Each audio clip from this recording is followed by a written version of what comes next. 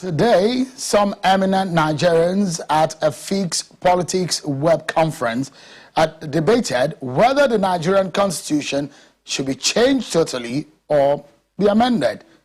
Some of them gave their views on some of the flaws of the constitution as presently constituted, the 1999 constitution as amended. Some say that it should be totally changed. Some are saying it could be amended reasonably.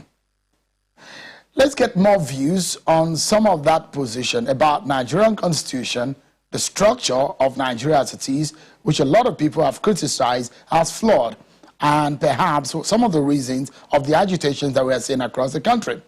Tonight, I'm being joined by a senior advocate of Nigeria and the chairman of the Presidential Advisory Committee Against Corruption, Professor H.S. Sagay. He joins us from Lekki area of Lagos. Thank you, Professor, for joining us tonight. Prof, before we get into the conversation, perhaps a lot of Nigerians will want to know, what is the status of your committee, PACAC?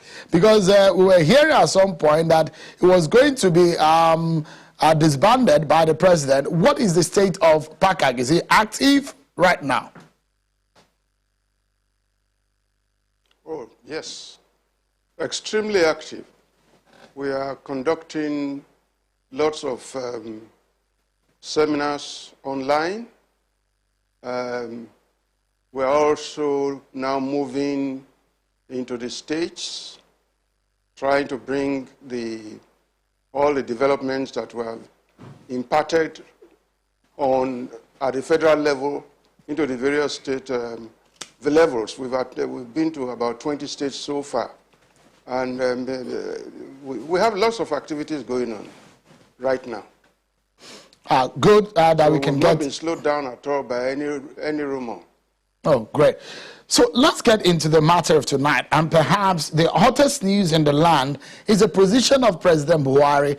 You are a senior lawyer in the land. Some of the southern leaders who have come out, either as southern governors or as PDP governors, who have come out to say they ban open grazing. But this is not even, in fact, the first time that we are hearing. The northern governors have given that position. The Nigeria Governors Forum have also come together to give that position.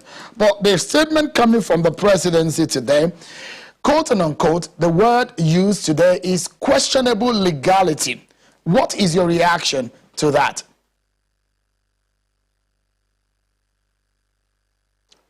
Well, to start with, I've been advocating ranching as the only way out for cattle herding since 2011.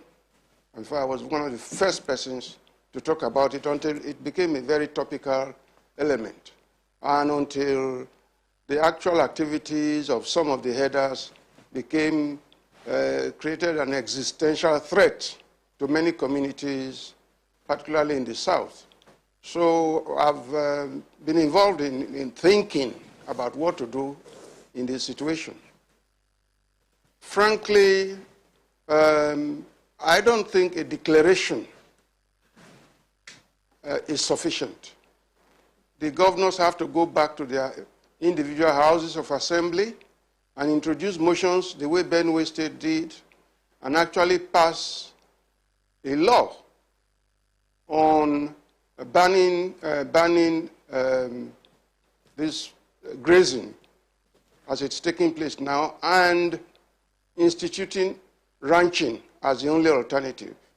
So there's need for that. A proclamation is not enough, unless they already have laws which give powers to their individual governors to simply proclaim, but which I don't think is the case.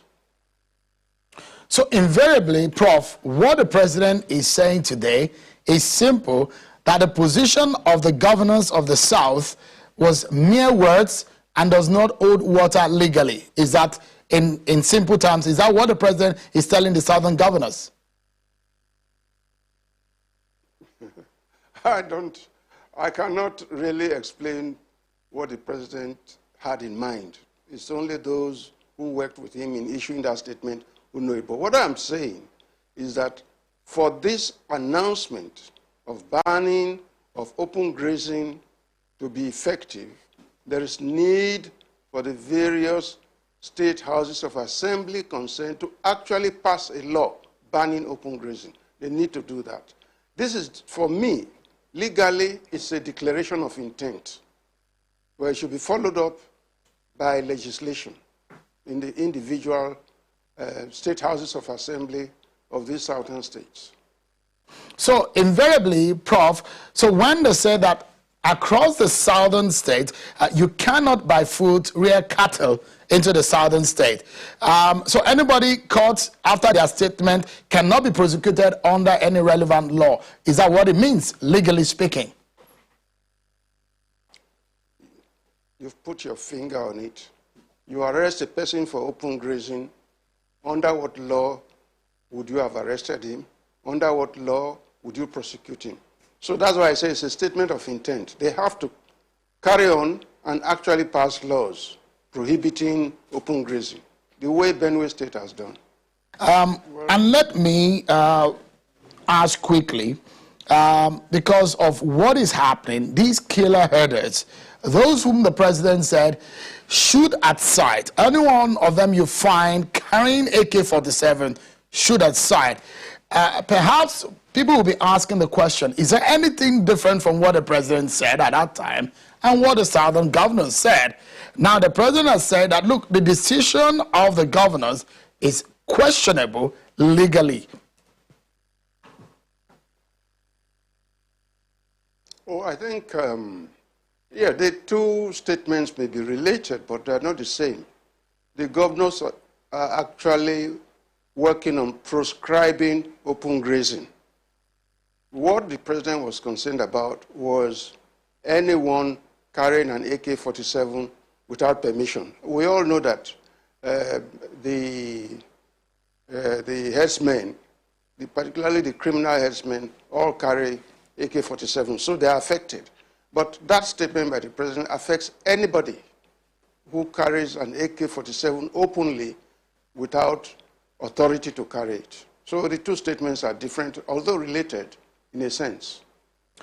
Would you personally require the president, because for those who have said that maybe they expected something more, a firmer position from the president, would you personally, Prof, had expected something totally different or a little bit different in the attitude and the approach of President Buhari to the situation of things as relating to these killer herders? Well, this is the way I see it.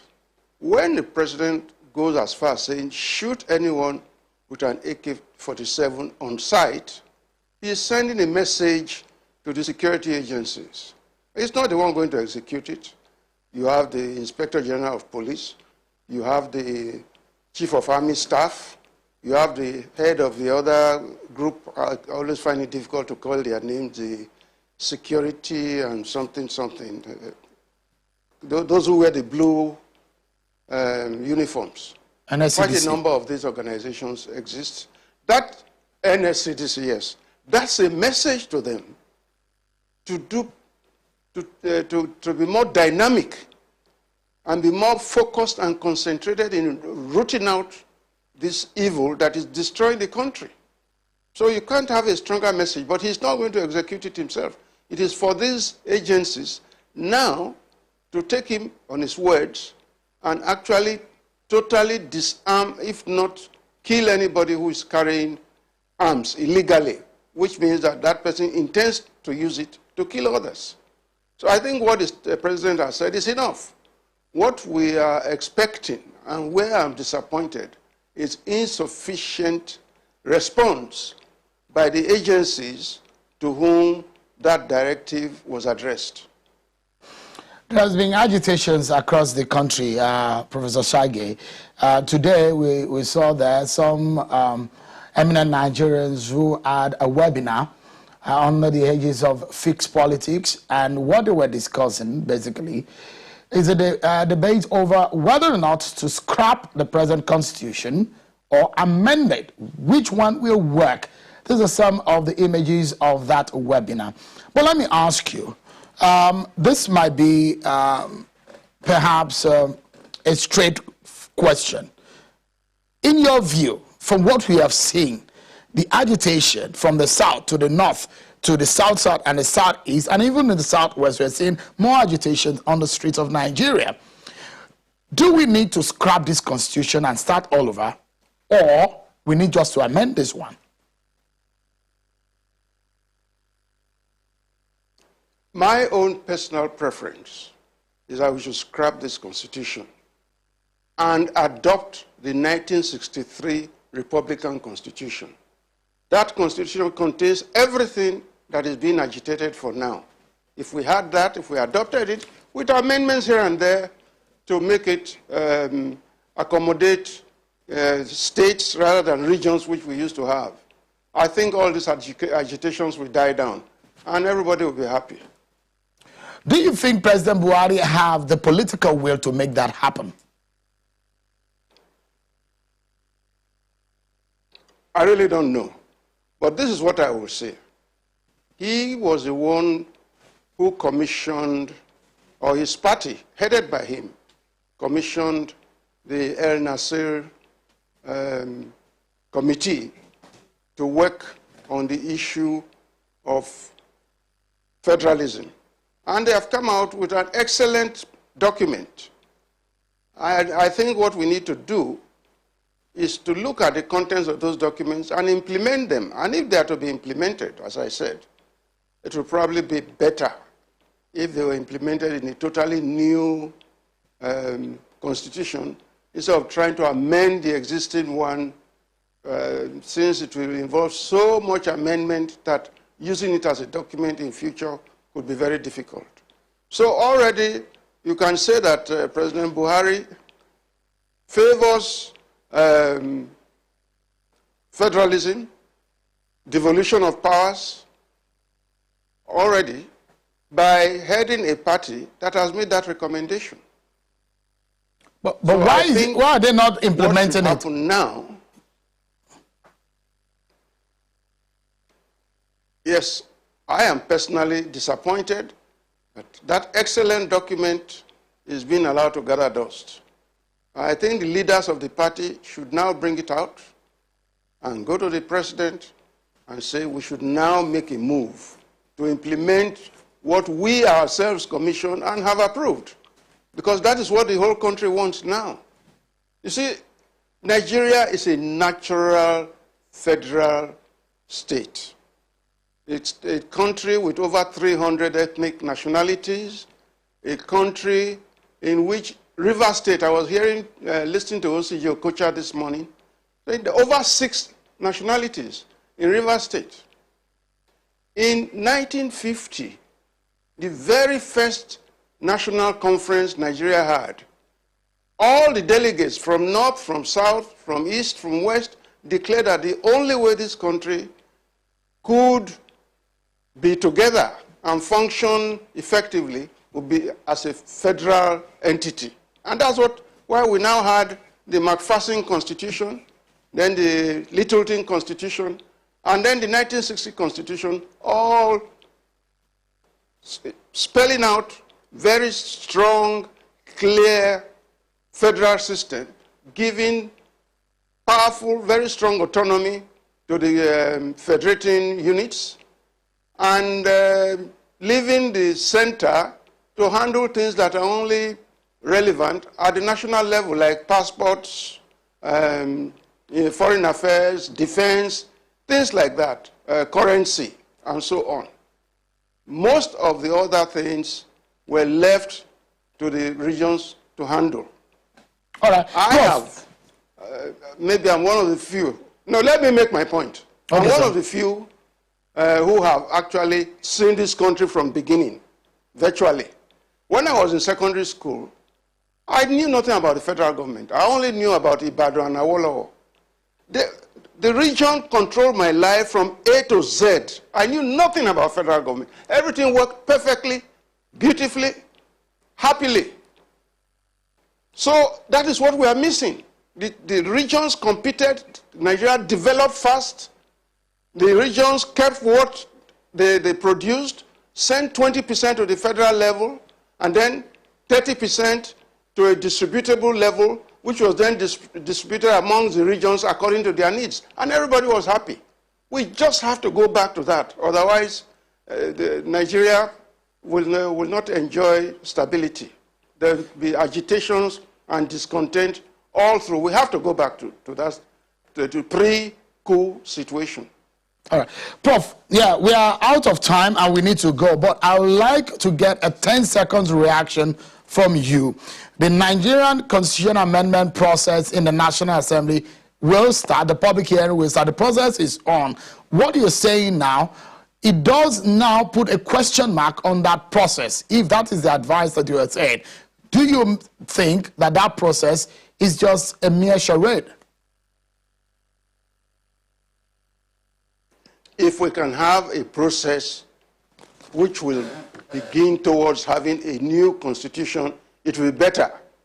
Until we have it, we can manage with what the National Assembly is doing, but certainly it is far from satisfactory, but may result in an improvement in what we have now. But what we really need is a clear departure from what we have. What we have now is a unitary constitution parading itself as a federal constitution. As Chief Williams said long ago, it's a constitution that's telling a lie about itself at so many levels. And one of them is that it says it's a federal constitution. It's not a federal constitution. It's a unitary constitution. Professor Sagay, Senior Advocate of Nigeria and the Chairman of the Presidential Advisory Council Against Corruption, PACAC. Thank you so much, Professor. It's good to hear your views and to see you again. Thank you so much. Thank you very much. I appreciate it.